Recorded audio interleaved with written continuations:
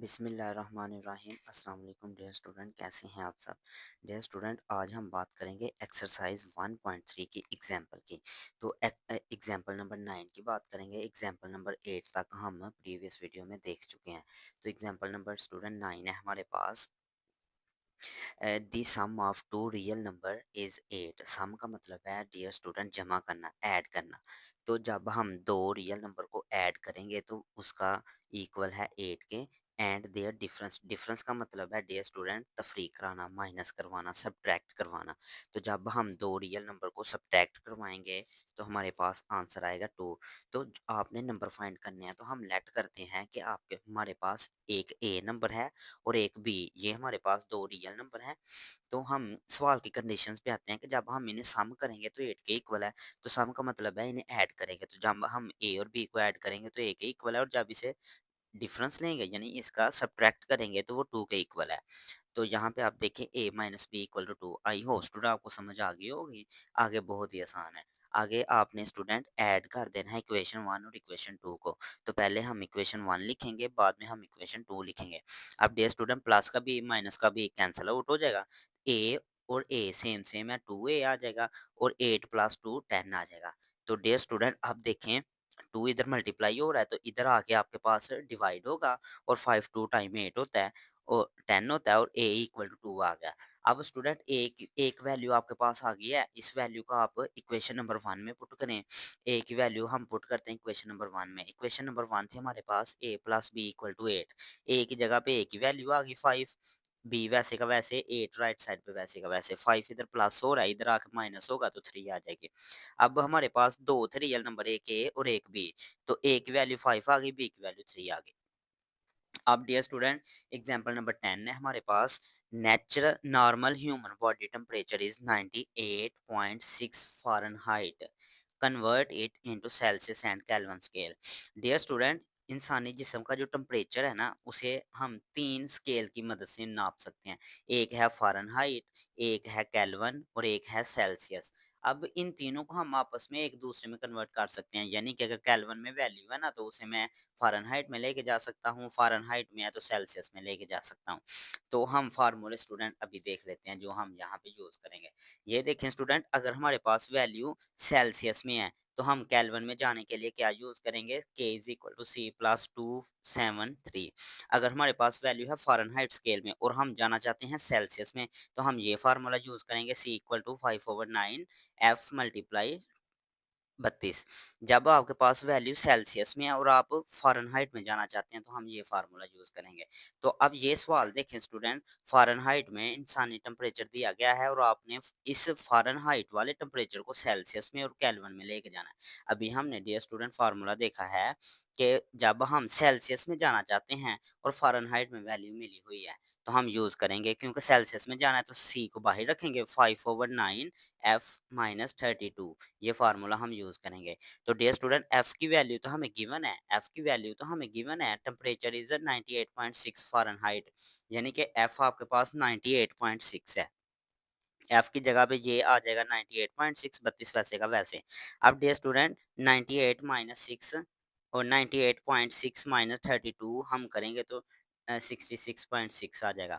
अब dear student calculator से आपने 5 डिवाइड 9 करना है, तो ये हमारे पास आ जाएगा 0.55 और आगे 6 वैसे का वैसे, इन दोनों को मल्टीप्लाई किया तो 37 आ जाएगा। अब डियर स्टूडेंट हमारे पास टेम्परेचर था फ़ारेनहाइट स्केल में, तो हम फ़ारेनहाइट से सेल्सियस में आ गए हैं। अब डियर स्टूडेंट हम सेल्सियस से जाएँगे केल्विन में, क्योंकि सवाल में हमें बताया गया है कि आपने कन्वर्ट करना है सेल्सियस में, जो कि हम कर चुके हैं। अब हमने कन्वर्ट करना है केल्विन में। तो केल्विन के लिए हम क्या करेंगे, केल्विन के लिए फार्मूला है K is equal to C plus 273। सबसे पहला फार्मूला डियर स्टूडेंट। तो C की वैल्यू है अभी फाइंड किए 37, 37 प्लस 2, तो ये हम आपके पास 310 310 केल्विन आ जाएगी। एग्जाम्पल नंबर 11 है डियर स्टूडेंट। हाँ, male purchased a bicycle. Purchase का मतलब है खरीदना डियर स्टूडेंट, परचेज का मतलब है खरीदना।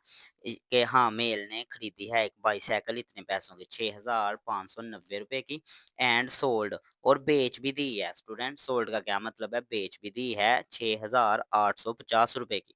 स्टूडेंट खरीदी कम पैसों की है, बेची ज़्यादा पैसों की है। यहाँ पे 6,500 है, यहाँ पे 6,800 है।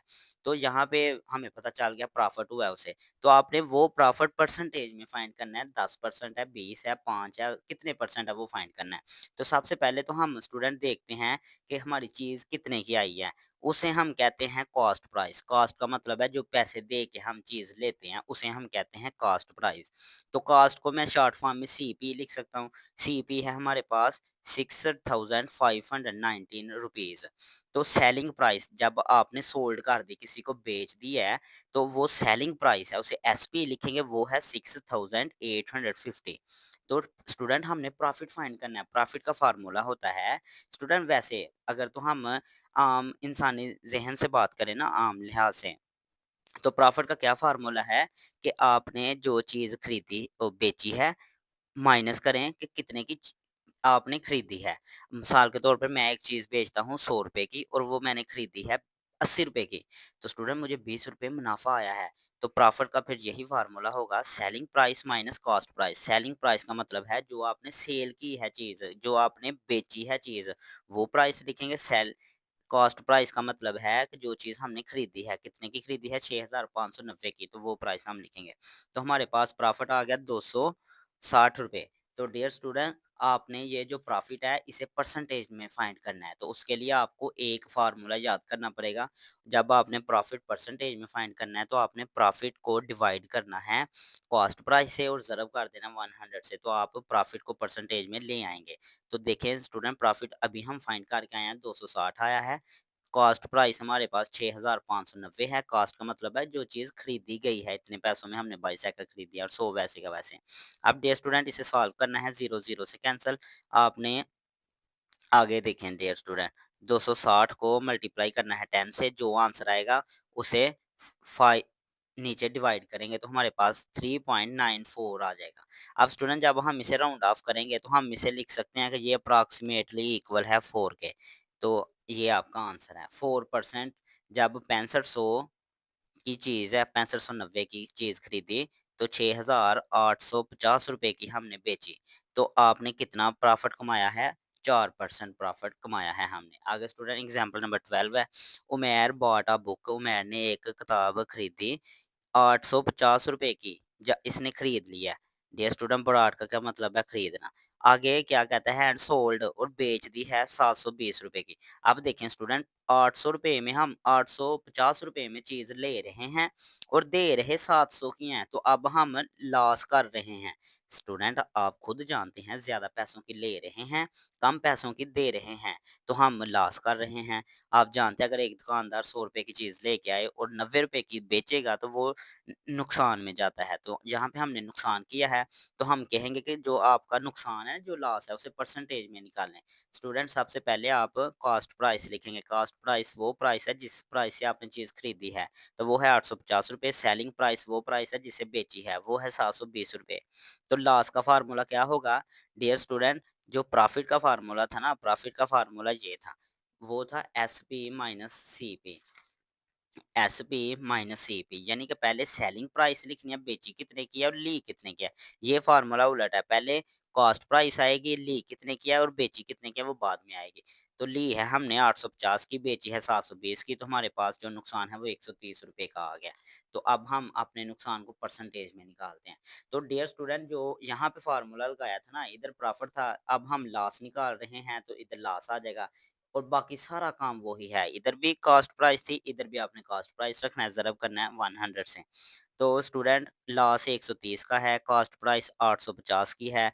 अब इसे सॉल्व कर लेना डियर स्टूडेंट, 0 0 से कैंसल, ऊपर को 130 को 10 से मल्टीप्लाई करना है, जो आंसर आएगा 85 से डिवाइड करें तो ये आपके पास आंसर आ जाएगा डियर स्टूडेंट कैलकुलेटर से।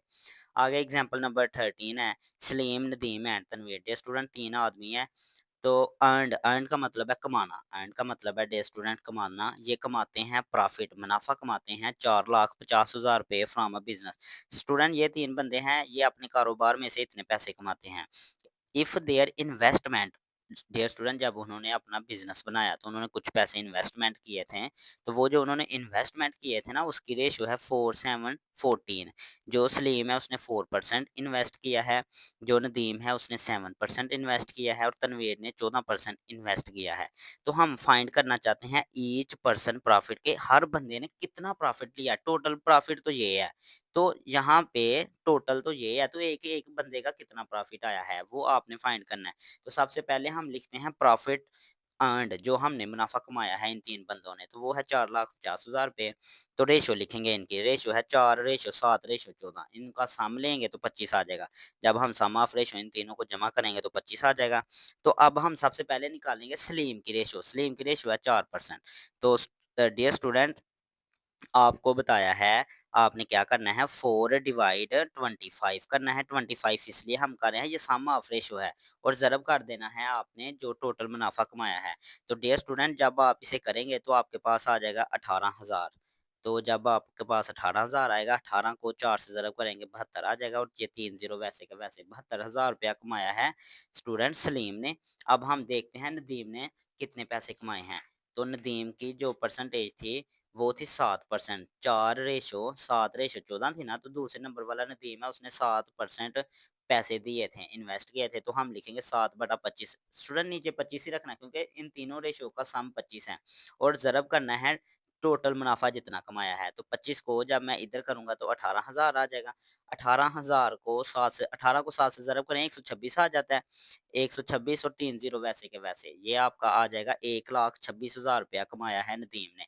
अब हम तनवीर की देखते हैं स्टूडेंट इसने कितना पैसा कमाया है।